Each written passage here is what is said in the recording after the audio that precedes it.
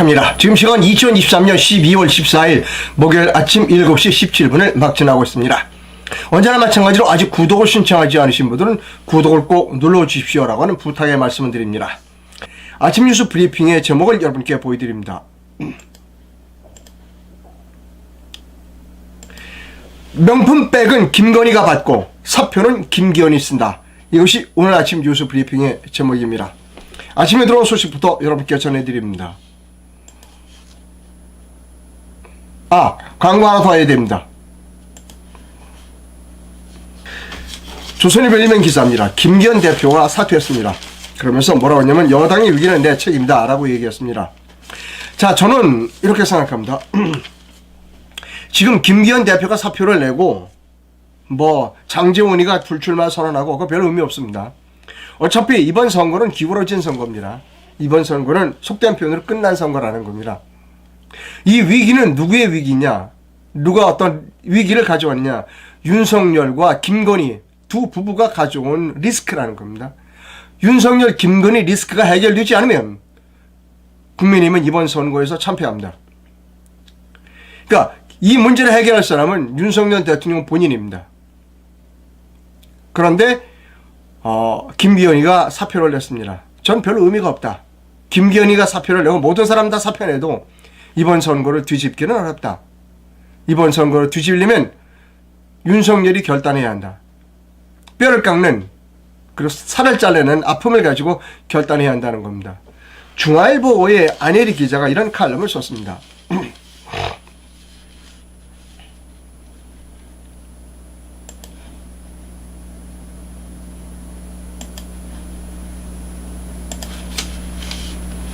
어쩌면 명품 핸드백은 작은 문제일지도 모른다라고 하는 칼럼입니다.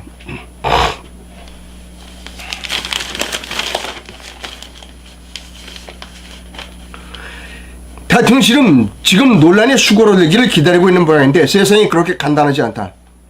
잘못한 일에는 겸허히 사과하고 과장이나 외국엔 깔끔하게 해명해두지 않으면 결국 이게 발목을 잡혀 윤석열 대통령 보수 진영 전체가 낭패를 겪을 수밖에 없다. 그렇게 판단한 이유는 유튜브 채널 서울의 소리가 몰카 함정 취재를 통해 2주 전 공개한 30분 길이 영상 안에 다 들어가 있다. 지난 박근혜 정부의 탄핵 국면에서 튀어나온 최소원, 최순실 씨 의상실 시비 장면을 통해 온 국민이 체감했듯이 영상의 파괴력은 매우 크다. 자, 영상 속의 김 여사는 국가보안법 위반한 조사를 받았던 친본 목사 앞에 두고 꺼림없이 그 속내를 드러냈다.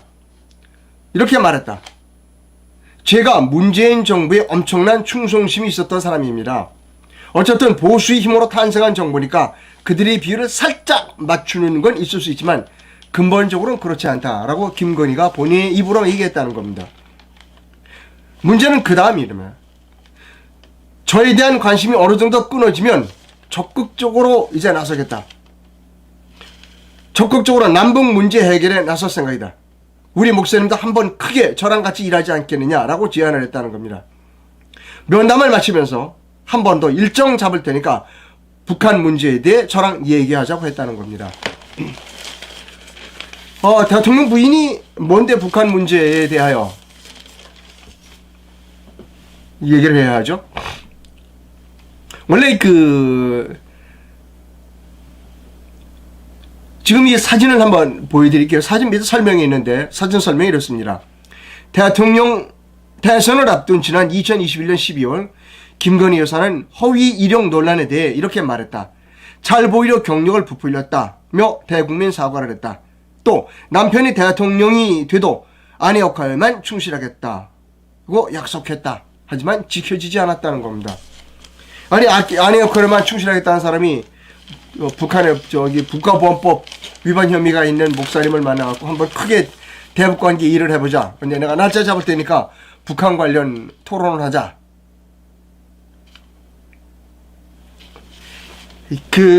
강남 쪽 사시는 분들 얘기를 좀 들었어요. 어디에 분노하느냐? 우리가 살짝 보수 덕분으로 집권을 했으니까 살짝 그들의 비율을 맞출 수는 있지만 어차피 우리는 좌파다라고 하는 부분입니다. 속였다는 얘기죠. 속였다는 얘기입니다.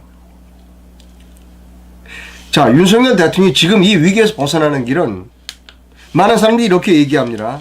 윤석열 의 부인, 자기의 부인 김건희에 대한 사과를 해라. 천만에. 사과하면 어떻게 되는지 알아요? 그날로 가요. 박근혜 대통령 사과해서 어떻게 됐나? 그날로 갔어요. 이거 사과하면 안 돼요. 그럼 어떡하느냐? 최선의 공격이 최선의 방어입니다. 공격하는 거예요. 부정선거로 공격하는 겁니다. 부정선거로 공격하면 모든 문제가 다 뒤집어져요. 여러분, 최선의 공격이 최선의 방어예요. 많은 사람들이 김건희 문제 사과하라고 얘기해요. 솔직하게 털고하라. 천만의 말씀. 조금이라도 사과하면 그대로 가요. 이거 다 뒤집었어요. 잘못한 거 잘못하신 거 다 뒤집었습니다. 절대로 사과해서는 안 된다는 겁니다. 공격하라는 겁니다. 공격. 저는 좌파와 싸워본 경험이 있는 사람이에요. 4.15 부정선거 한 사람 색출해서 처벌하자라고 공격해야 한다는 것입니다. 그거 이외에 방법은 없어요. 어떤 사람이 뭐 사과하십시오. 그거 다 간신입니다. 박근혜 대통령도 사과하라는 간신들 말 들어가지고 그거 된 겁니다. 자, 다음이요.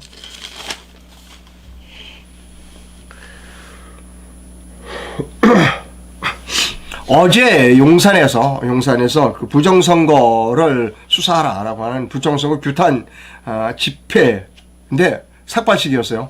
어제 거기 제가 좀 다녀왔습니다. 보여드립니다. 이곳은 서울의 용산입니다. 지금 삭발식이 거행되고 있습니다. 깜짝 놀란 건 여성분들도 많이 머리를 깎고 있다는 것입니다. 지금 부정선거에 항의하는, 대통령이 부정선거에 대해 수사하라 라고 하는 명령의 삭발식이 지금 거행되고 있습니다. 은폐하고 범법하고 비밀주의 속에 움직이기 때문에 해결할 수 있는 방법은 유일하게 수사해서 찾아내서 드러내서 밝히는 것밖에 없습니다. 그걸 할 수 있는 것이 바로 수사이기 때문에 우리는 수사 촉구를 하는 것입니다. 예, KBS가 보도했습니다. KBS가 보도했어요. KBS 보도 내용을 어제 7시 뉴스 보도 내용을 인용해 드리겠습니다.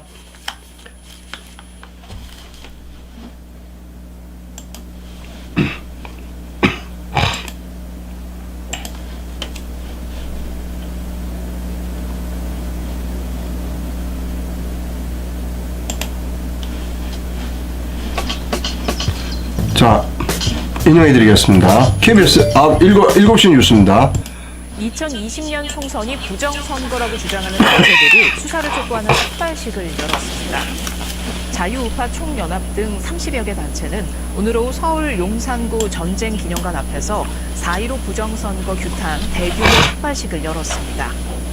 자유우파 총연합 조영건 공동대표는 공동성명서와 삭발한 머리카락, 4.15 부정선거 의혹을 다룬 다큐멘터리 영화가 담긴 USB를 대통령실에 전달했다고 밝혔습니다. 예, 짤막한 뉴스이지만 KBS가 이 건을 보도했다는 것은 매우 의미 있는 겁니다. 그럼 조중동은 이걸 보도했을까? 천만의 말씀. 역시나 조중동은 한 줄도 쓰지 않았습니다. 자, 어제 삭발식에 국회의원이 한 분 참석했어요. 최승재 의원입니다. 최승재 의원이 어제 삭발식에 나와서 한 이야기를 활자로 옮겨놨습니다. 최승재 의원은 국민의힘 의원입니다.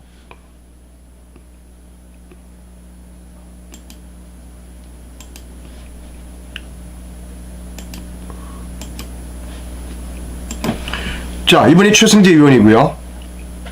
어제 삭발식에 참석해서 한 말입니다. 2014년 12월 13일 수요일 오늘 오후에는 용산 전쟁기념관 옆 삼각지 근처에서 부정선거 관련 삭발식이 있었습니다. 많은 분들이 참석해 주셨습니다.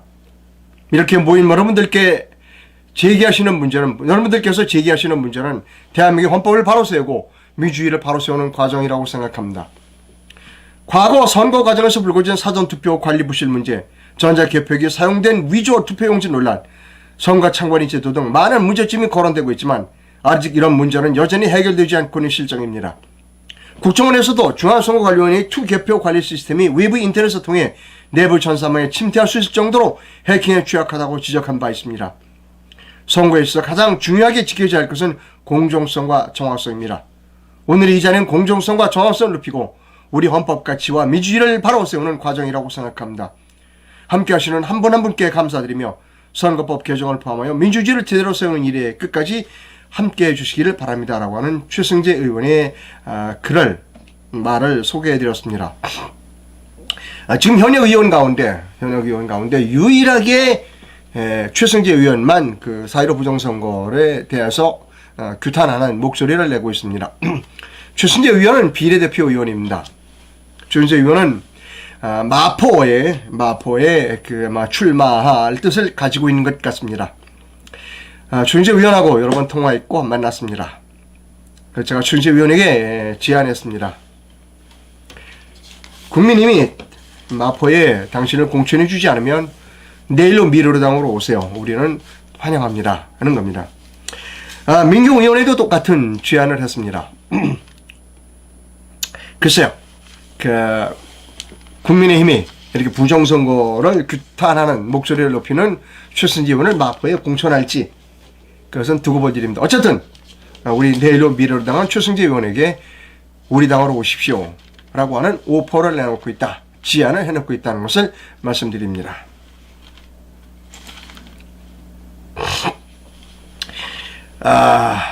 오늘 조선일보에 이런 칼럼이 있어요.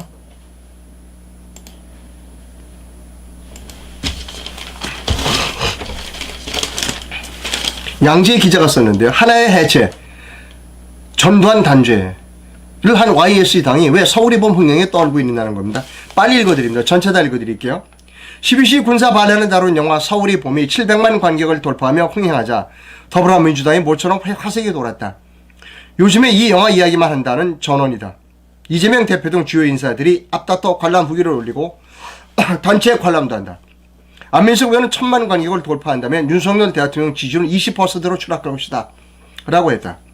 반면 국민의힘은 침묵한다. 일부 보수 시민단체는 이 영화가 좌파 영화라며 단체 관람 저지 운동에 나섰다. 마치 야권이 주장하는 전두환 이퀄 윤석열, 신부 이퀄 신검부 검찰력 논리에 당했다는 반응이다. 과연 그럴까? 국민의힘 당대표 회의실에는 이승만, 박정희, 김영삼 전 대통령의 사진이 나란히 걸려있다. 전두환, 노태우 전 대통령은 흔적도 없다. 1980년 신민당 총재 김영삼은 서슬이 벌었던 전두환 정권에 맞서 목숨을 걸고 싸웠다. 23일간 다시 투쟁을 하며 민주화운동을 이끌었다. 1987년 대선을 앞두고선 12.12 때 신군부 때 체포됐던 정승화 전 유권참모총장을 영입했다. 3당 합방으로 대통령이 되었지만 취임 열흘 만에 정광석과 같이 군인 인사 조치로 하나회를 해체시켰다. 그게 바로 YS다. 30년에 걸친 정치군인 문화를 정권이 명운을 그고 단박에 뿌리 뽑은 업적이었다. 하나의 해체 덕에 쿠데타 가능성이 사라졌고 김대중 노무현으로 이루어지는 정권 교체가 가능했다는 것은 정치권이 이견이 없다. YS는 전두환, 노태우를 법정에 세우고 5.18 민주화운동 특별법도 통과시켰다. YS 손자 김민규 전 대통령 행정관은 최근 총선 출마를 발표하며 군사 반란 주동자들을 단죄한 주인공의 손자답게 갈등으로 얼룩진 대한민국 정치계의 봄을 열겠다고 포부를 말하기도 했다. 김문수처럼 전두환 정권에 대항했던 민주화운동가들이 YS의 권유로 영입됐고 유승민 전 의원은 12.12 희생자 고 김모량 중령의 명예회복을 주도했다. 국민의힘에서는 YS 유신은 차고 넘치는 신구부에 하나 위에 비친 사람은 없다. 영화로 공세를 펼치는 민주당을 향해 충성 경쟁 펼치며 사익만 쫓는 모습이 하나위와 꼭 닮았다고 맞불을 놓을 수도 있다. 국민의힘은 쉬쉬하기에 바쁘다. 왜 서울의 봄 앞에서 YS의 후예들은 떨고 있는가라고 하는 겁니다. 왜 그럴까요? 비겁해서 그래요. 전부 비겁해서 그렇습니다. 올바른 목소리를 내지 않아요. 올바른 목소리를 내면 공격당할 게 두려우니까 입 싹 다물고 가만히 있는데 그게 지금 현재 국민의힘입니다. 전투력이라고는 전혀 없는 사람들만 긁어모은 게 국민의힘이에요. 전투력 있는 사람들은 저 사람은 극우예요. 불러들이면 안 돼요. 라고 하는 인간들이 국민의힘에 잔뜩 모여있기 때문이라는 겁니다. 국민의힘은 비겁한 자들만 득실거린다. 라고 하는 겁니다. 자, 조국이 이렇게 얘기했어요.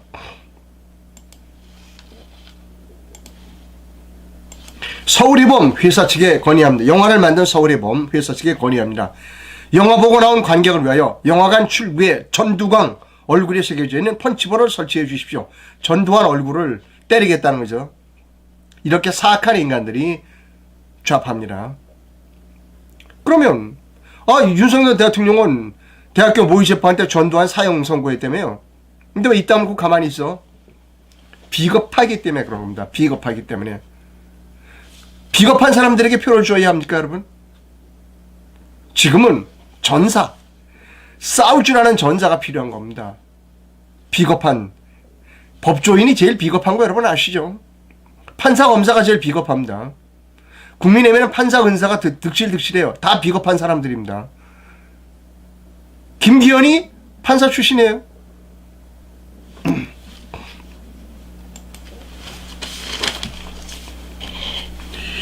기사를 하나 읽어드립니다. 이틀 전 기사예요. 사흘 전 기사인가요? 11일 기사입니다. 매일경제신문 기사인데요. 이준석이하고 안철수가 걱정을 했어요. 대통령 탄핵 저지선 무너지는가? 이준석은 총선에서 여당의 83석에서 87석밖에 차지하지 못할 거다 라고 했고, 안철수는 60석 될까 잠이 안 온다 라고 그랬습니다. 민주당도 호감도 그렇게 높지 않다는 겁니다. 제3지대가 나오면 판사가 요동칠 것이다. 이준석은 지금 제3지대의 뜻을 가지고 있는 것 같아요. 저는 이준석이가 만드는 제3지대는 제3지대가 아니라는 겁니다. 그거는 국민의힘 부스러기 정당이라는 겁니다. 진짜 우리 국민이 원하는 거는 국민의힘과 그리고 더불어민주당이 아니라는 겁니다. 제대로 된 우파 제3지대가 나와야 합니다. www.내일로미래로.org를 입력하시면 내일로미래로 당의 홈페이지에 들어오실 수 있습니다. 그래서 당원 가입을 많이 해주시면 고맙겠고요. 내일로미래로 정당의 중앙당 후원 계좌가 정식으로 오픈됐습니다. 농협 계좌가 여기에 있습니다. 저는 공직선거법에 의해서 개인적인 후원을 받지 못합니다. 그러나 중앙당 후원은 받을 수 있습니다. 여러분, 내일로 미래로 중앙당에 많은 후원을 해주시기를 부탁드립니다. 그리고 내일로 미래로 해서 정당 사무를 도와줄 알바생을 모집하고 있습니다. 여기 제 전화번호가 있습니다. 제 전화번호로 전화를 주시거나 문자 주시면 감사하겠습니다. 지금 우리나라 정당 중에서 4.15 부정선거에 대해서 가장 목청을 높이는 정당이 내일로 미래로라고 하는 정당입니다. 저희는 그동안 더 카르텔 영화 상영회 영화를 여러 번 했고, 그 다음에 다음 주 월요일 날은 아산에서 합니다. 그리고 수천 장의 영화 상영을 권유하는 왜 더 카르텔 유튜브에 들어가서 보십시오라고 하는 현수막을 게시하고 있습니다. 앞으로도 계속해서 게시할 겁니다. 여러분, 국민의 주권을 훔쳐가는 그러한 것을 눈 감는 정당은 올바른 정당이 아닙니다.